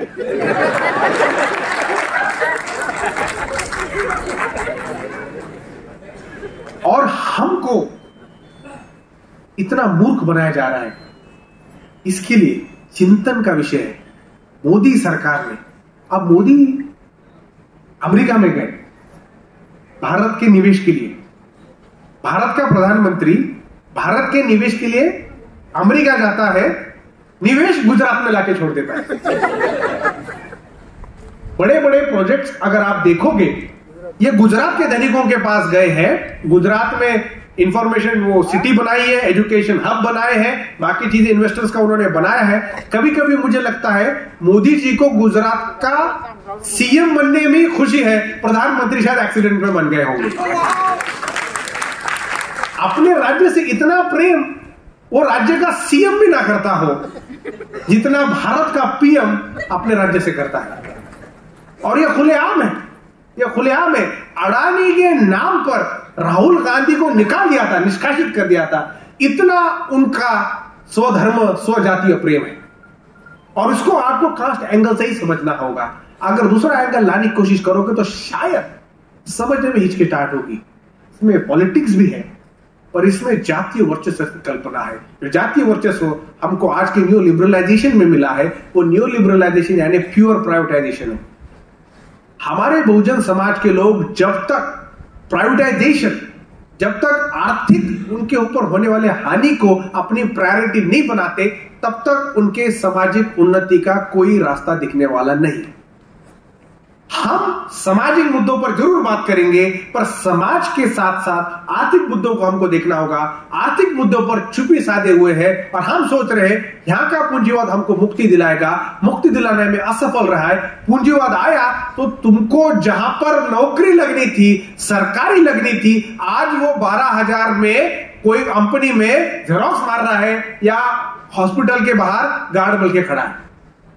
ये जो जिम्मेदारियां थी, एक बाप झारखंड से जाता है बॉम्बे में नौकरी के लिए, 2-3 बच्चे होते हैं उसको मात्र 15,000 मिलता है और वो 15,000 में रह भी नहीं पाता है, खा भी नहीं पाता है। उसी छोटे मकान में रहता है जहां पर सिक्योरिटी गार्ड करता है, उसके बच्चे वहां भूखे हैं। ये अगर प्राइवेटाइजेशन और आज की पूंजीवाद दिया है तो सबसे बड़ा घात बहुजन समाज के लोगों ने इस विषय पर करना चाहिए। अगर इस विषय पर ध्यान देना है तो हमको हमारे विषयों का स्कोप बढ़ाना होगा। हम समाजीय व्यवस्था को हम अपना चिकित्सक रूप से देखते हैं, उसकी समीक्षा करते हैं। आर्थिक उन्नति और आर्थिक विमर्श जब तक आपका केंद्र नहीं बनेगा तब तक ऐसे ही तुम्हारे समाज के लोग गरीब होते रहेंगे और जब गरीबी बढ़ेगी तो गरीबी बढ़ने से दुरावा होगा और ये जो डिस्टेंस होगा उससे जो छत्रपति शाहू महाराज कह के गए थे जिनके पास साधन नहीं है तो करेंगे क्या, तो हिंसा होगी और हिंसा होगी सबसे बड़ा नुकसान तुम्हारा ही होने वाला है। आरक्षण को मामले को लेकर बहुजन समाज के लोग जुड़ते हैं पर यहाँ पर जो आर्थिक नीतियों को लेकर जितना जुड़ना चाहिए वो हमने कम्युनिस्टों को दे दिया, तुम इच करो भाई, हमारा कुछ लेना देना नहीं। यह बहुत बड़ी गलत स्ट्रैटेजी है। यहाँ पर आज मैंने सुबह जाना कि आदिवासी लोगों की जमीनें हैं जहां पर आयरन ओर, जहां पोलाद मिला है, वहां लोह मिला है, वहां पर आदिवासियों को अगर कोई विरोध कर रहा है तो उसको नक्सलाइट बोल देते, नक्सलाइट बोल देते तो सब लोग चिड़ी चुप सब निकल जाते हैं। वहां पर बड़े बड़े 4-5 कंपनियां जो तुम्हारे पे ऊपर सालों से जुर्म कर रही है उनको हमने फिर परमिशन दी। ऐसा ही होते जाएगा। सरकार तुमको जुर्म एक क्रिमिनल बनाने के पीछे तैयार है। तुम थोड़ा भी आगाज करते हो तो तुमको नक्सलाइट, टेररिस्ट या मुसलमान होगा तो उसको जिहादी बोलकर उसको कोने में ढकेल दिया जाता है। उसके हकों की बात जब भी करने लगता है उसको इस तरह की गाली देकर देशद्रोह का काम किया जाता है। छत्रपति शाहू महाराज कहते हैं समाज के विरुद्ध काम करने का मकसद देशद्रोही का होता है, ट्रीजन का है। भारत सरकार अगर छत्रपति शाहू महाराज के बारे में देखती है, भारत सरकार ही नहीं कोई भी सरकार आगे गई हो, उन्होंने छत्रपति शाहू महाराज के मामले में देशद्रोह का काम किया है। तो यहाँ के लोगों के, यहाँ के मूल निवासियों को जब उन्होंने नक्सलाइट, टेररिस्ट, जिहादी बोल दिया तब उन्होंने छत्रपति शाहू महाराज के डिक्शनरी से देशद्रोह का काम किया है। पर उनको देशद्रोही बोलने के पहले हमको ही देशद्रोही बोला जाता है और यहां पर हमारी चिंता चले जाती हम कितने राष्ट्रभक्त हैं। हमारे पुरखों का राष्ट्र है भाई, इसके अलावा हमारे पास पर्याय भी नहीं, यही हमारा राष्ट्र है, हम छोड़ के जाने वाले नहीं है। जैसा मल्लिकार्जुन खड़गे ने वहां कहा था, आर्य की औलाद आए हो तुम चुपचाप रहो, ये हम हमारे यहाँ के मूल निवासी। ये कल्पना को मेरे जब तक समाज में नहीं जाएंगे तब तक हमको आने वाले विषयों को समझ में नहीं आएगा। जहां पर भी आपको समाज के बारे में अगली बार आपको मैं एडवाइस देना चाहता हूं, जहां पर भी प्राइवेटाइजेशन का मुद्दा आया, बहुजन समाज के लोगों ने सबसे बड़ा आंदोलन खड़ा करना चाहिए। बहुजन समाज की पार्टियों ने सबसे बड़ा आंदोलन खड़ा करना चाहिए। पर जहां पर भी आर्थिक मुक्ति की बात आई, बहुजन समाज के लोग वहां केवल जाति के दृष्टिकोण में बंद करने का देखते हैं। मेरे साथ भी ऐसा ही होता है। मैं मीडिया में जाता हूं, बाकी लोगों में जाता हूं, जब भी मैं कुछ बोलने का प्रयास करता हूं बोलते हैं आप सिर्फ जाति के बारे में बोलो। मैं बोलता हूं ठीक है, जाता हूं और उनके बारे में बोल के आ जाता हूं। ये स्ट्रैटेजी हमको अभी अपनानी पड़ेगी, क्योंकि अगर ये आर्थिक उन्नति का प्रोग्राम हमारे मन में नहीं रहा, बहुत से समय हमारे लोग क्या बोलते हैं, आर्थिक उन्नति करने तो बिजनेसमैन बनो, इंडस्ट्रियलिस्ट बनो। ये जो कल्पना है ये अच्छी है, पर कितने बनेंगे इंडस्ट्रियलिस्ट? सब इंडस्ट्रियलिस्ट बन सकते हैं, कितने बनेंगे बिजनेसमैन? स्ट्रक्चर को बदलना है, स्ट्रक्चर में एडजस्ट नहीं होना है। स्ट्रक्चर को बदलने का जो डेटाबेस है, वो फाउंडेशन है, वो भारत का संविधान देता है। भारत के संविधान को अगर इस तरह से हम समझ नहीं पाए तो केवल 26 जनवरी को हम साथ में मिलते रहेंगे, संविधान की जो प्रस्तावना पढ़ते रहेंगे और ये भूलते जाएंगे कि हमारे ही समाज के SC, ST, OBC माइनॉरिटी के जो लोग हैं सबसे बड़े इस समाज के विक्टिम है। संविधान होने के बावजूद भी अगर उनके ऊपर जुर्म हो रहा है तो आपको सोचने की अभी बारी है। सिर्फ गुणगान गाते भक्ति करनी है या उसके अंदर दिए हुए प्रोग्राम का चयन करना है? मैं आपको ये बताना चाहता हूं कि मेरा मकसद आपके अंदर आत्मविश्वास तैयार करना है। मैं कोशिश करता रहूंगा कि आपके अंदर का जो जुनून है वो जिंदा रहे। आप कृपया करके कोई भी भावुक चीजों के ऊपर ना जाए। अगर किसी ने कुछ बात कही डॉक्टर साहब और आपको अच्छी नहीं लगी तो हम इमीडिएटली हमारे लोगों को बोलते हैं ये RSS से आया है या ये विरोधी गढ़ से आया है। हमारे पास जिसने भी नए विचार रखे उसके ऊपर इतना बड़ा जुर्म किया जाता है, उसको ही हमारे समाज का क्रिमिनल किया जाता है, उसको ही उसके ऊपर ही बहिष्कार डाला जाता है, उसको ही बोला जाता है कि ये हमारे समाज का नहीं है, क्योंकि एक ऑर्थोडॉक्स विचार बना है। बहुजन विचार ऑर्थोडॉक्स विचार नहीं है, बहुजन विचार ये उदार विचार है। ये छत्रपति शाहू महाराज के जीवन से हमको देखने को मिलता है। अगर वो उदार नहीं होते और वो ऑर्थोडॉक्स होते तो उन्होंने बहुजन ऑर्थोडॉक्सी बनाई होती। उन्होंने बहुजन ऑर्थोडॉक्सी नहीं बनाए, ब्राह्मण ऑर्थोडॉक्सी के खिलाफ लड़े, पर यहां पर जितने हक और कानून बनाने थे वो लिबरल विचार से बने हैं। इसके लिए जहां जहां बहुजन चेतना, बहुजन राजनीति, बहुजन विमर्श की बात आती है, मेरे समाज के लोगों ने एटलीस्ट ये ध्यान में रखना चाहिए कि अगर हम जिंदगी में कुछ करें तो एक बात जरूर ध्यान रखनी चाहिए, नए विचारों का हमने स्वागत करना चाहिए। और अगर कोई व्यक्ति एक विशिष्ट दृष्टिकोण से आ रहा है तो उसको इमीडिएटली मत बोलो कि ये कांग्रेसी है, ये फलाना है, ये डिमका है, ये भाजपा ही है। पहले विचार समझ के लो। हर विषय का एक इतिहास होता है और वो इतिहास में जब एक चिंतक बात करता है तो चिंतक को पॉलिटिकल आइडियोलॉजी का लेना देना नहीं रहना चाहिए। चिंतक को जो सही है वो बोलना चाहिए। अगर वो सही समाज को ठीक ना लगे तो उसको आप दोषी मत ठहराओ। ऐसा ही बहुत समाज के चिंतकों के साथ हुआ है। मैं आपको विनती कर रहा हूं और अपील कर रहा हूं कि जो नए बन रहे विचारमंद, अगर उनमें आपको थोड़ी सी कॉन्ट्रडिक्शन दिखती है तो थोड़ा सा धीरज रखो, थोड़ा सा विषय को समझो। अगर आप उस सिचुएशन में उस पद पर होते तो आप किस तरह से उसको रिएक्ट करते। जब तक ये समझ आप में नहीं आएगी तब तक आप आपके समाज के नेतृत्व को खत्म करने का ही देखोगे। और जब उस नेतृत्व को समाज ही छोड़ देता है, उसको भी काम करना है, तो उसके पास पर्याय नहीं बचता है। बामसेफ और बसपा के जितने भी नेता थे वो छोड़कर अन्य पार्टियों में गए। आज एक चौहान समाज से, जो ओबीसी समाज है उत्तर प्रदेश का, वहां के 1995 में जो वहां के खासदार थे वो आज बीजेपी में गए हैं।